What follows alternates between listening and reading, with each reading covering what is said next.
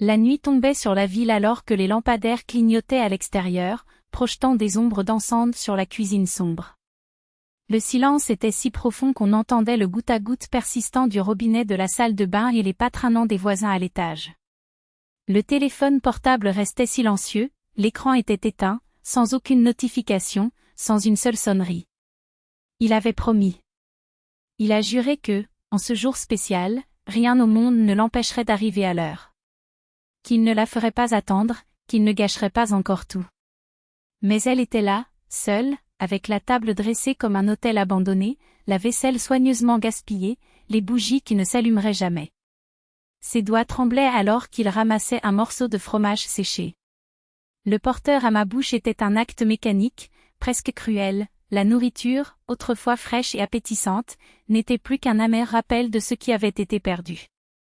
Il aurait pu tout conserver au réfrigérateur, mais il ne l'a pas fait. Je voulais qu'il voie. Qu'il ressentait le poids de son absence, qu'il comprenait une fois de plus ce qu'il avait détruit. Il avait pris cette journée juste pour ça, pour que leur célébration soit aussi parfaite qu'un dîner dans un restaurant de luxe. Chaque détail, chaque plat, chaque geste, tout pour vous plaire. Et lui? Cela ne s'est tout simplement pas présenté. Je n'ai même pas lu vos messages. Il n'a même pas répondu à ses appels. Comme si le jour qu'elle avait construit avec tant de soin ne valait rien. Comme s'il y avait quelque chose n'importe quoi de plus important que d'être là, avec elle. La colère bouillonnait, mais la douleur était plus grande. Il essaya de se justifier, de chercher des excuses dans sa tête, mais aucune n'avait de sens. Et non, rien de grave ne lui était arrivé, il en était sûr. J'ai vu le cercle vert dans l'application de messagerie, signe que j'étais en ligne. Il a même tenté de rappeler, mais l'appel a été rejeté à la 3e tentative, comme si sa présence était une nuisance, un obstacle à lever. Il était occupé. Parler à quelqu'un. Pendant longtemps. Avec un soupir, il se leva et alluma la lumière. Attendre plus longtemps n'avait aucun sens. Il a commencé à nettoyer la table, mettant ce qui pouvait encore être conservé dans le réfrigérateur et jetant le reste dans un sac. Demain, cela servirait de nourriture aux animaux errant dans la rue. Lorsqu'on lui enleva la dernière assiette, au moment où il s'apprêtait à se laver le visage et à se changer, il entendit le bruit de la clé qui tournait dans la serrure. Il n'a pas fonctionné. Elle resta immobile, écoutant. Et il y avait beaucoup à entendre. En plus de la voix de son mari, un autre ton féminin résonnait dans le couloir indubitable. La belle-mère. Les murmures furent entrecoupés de bruits sourds, jusqu'à ce que finalement le couple entre dans la cuisine. Le regard désapprobateur de la femme fut instantané. « Tu as dit qu'elle serait heureuse, que la table serait mise, » dit la belle-mère avec un petit sourire de supériorité. « Mais je ne vois ni une chose ni l'autre. Tu aurais pu me prévenir, mon fils. J'ai perdu mon temps à venir ici. » Il ne manquait visiblement pas à sa femme. Il n'a pas répondu. Il n'a même pas regardé la femme qui avait préparé tout cela. Au lieu de cela, il baissa les yeux, comme un garçon pris en flagrant délit. « Alors c'est comme ça ? » Elle a finalement rompu le silence, la voix glaciale. « Vous vous entendez tellement bien que vous n'avez même plus besoin de moi ? » La belle-mère rit, satisfaite. « Oh, chérie, tu exagères toujours. Mais puisque vous restez là à ne rien faire, pourquoi ne nettoyez-vous pas le désordre ? Ou vous attendez-vous à ce que je doive servir mon fils moi-même ? » Elle n'a pas réagi. Il n'y avait plus de mots. Il tourna le dos et se dirigea vers la salle de bain, où le miroir révéla une inconnue, une femme épuisée, aux yeux vides, au masque du jour qui s'effritait. « Assez » se murmura-t-elle. Il ouvrit la douche et laissa l'eau laver les larmes qui insistaient pour ne pas couler. Quand il sortit, le lit était vide. Il chuchotait encore dans la cuisine, mais seuls des fragments de leurs phrases lui parvenaient suffisamment pour sentir le venin dans le ton de sa belle-mère. Le plus douloureux ? À chaque insulte, à chaque mot acide adressé à elle, son mari restait silencieux. Comme toujours. Il a dormi sans s'y attendre. Et elle se réveilla avec la même froide détermination qu'il avait envahi la nuit précédente. Elle le trouva dans la cuisine, en train de boire du café avec les restes du gâteau qu'elle n'avait même pas essayé. « As-tu au moins dormi ? Il a demandé sèchement. J'ai dormi. Je me suis réveillé tôt, répondit-il sans la regarder dans les yeux. Ma mère se repose encore. Excellent.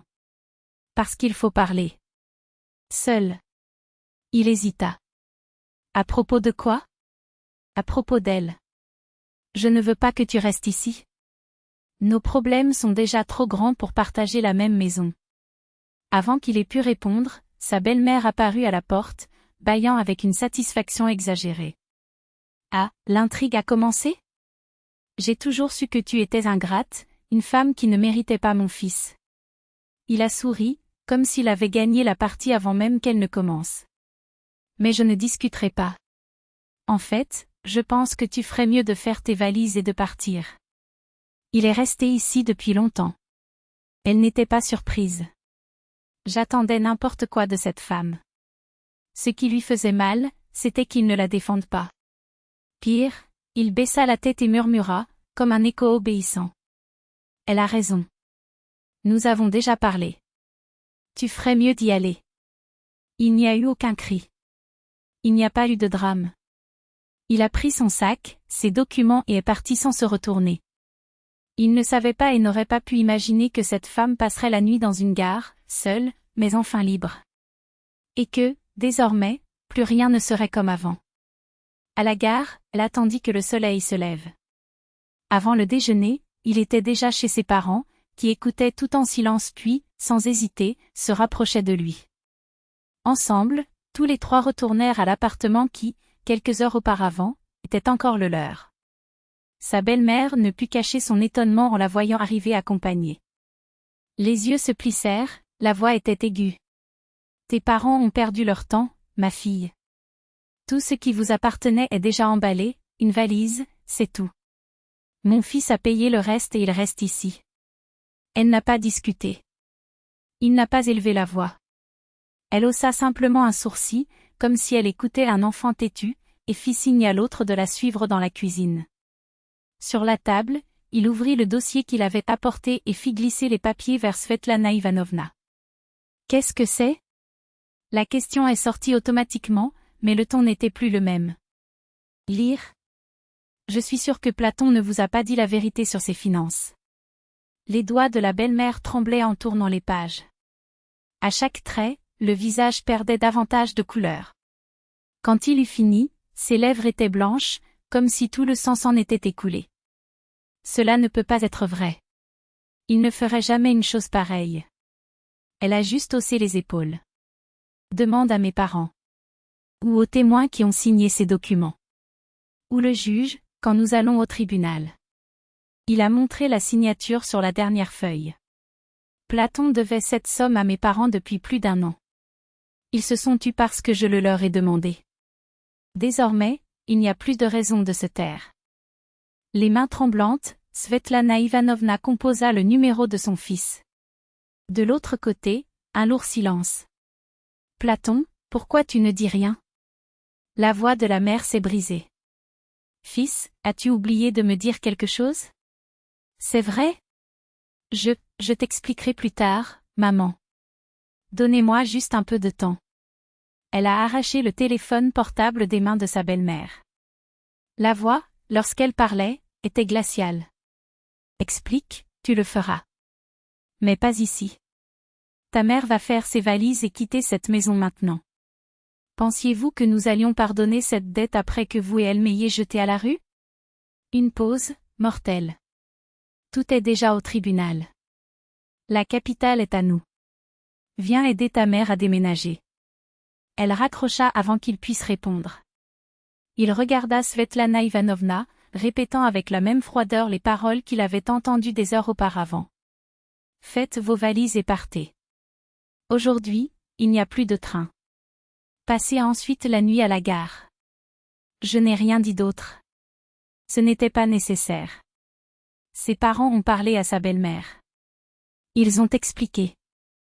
Ils les ont aidés à rassembler ce qui restait pas grand-chose, après tout, presque tout ce qui se trouvait dans ces pièces leur appartenait désormais. Ils ont appelé un taxi. Et quand la porte se referma derrière eux deux, elle changea les serrures. Platon arriva en courant, en sueur, désespéré. Ça a frappé. Il a crié. Elle ne l'a pas ouvert.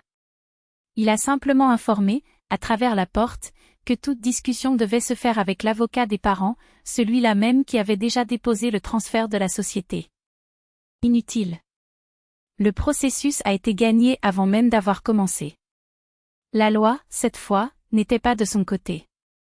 Désormais, elle dormait dans l'appartement qui appartenait à son mari. Il était retourné chez sa mère. Svetlana Ivanovna n'était pas vraiment contente. Mais il ne s'est pas plaint non plus. Après tout, il avait obtenu ce qu'il voulait, son fils, célibataire, de nouveau sous son contrôle. Et elle? Gratuit. Propriétaire de leurs propres clés. Et, pour la première fois depuis des années, elle était son propre homme.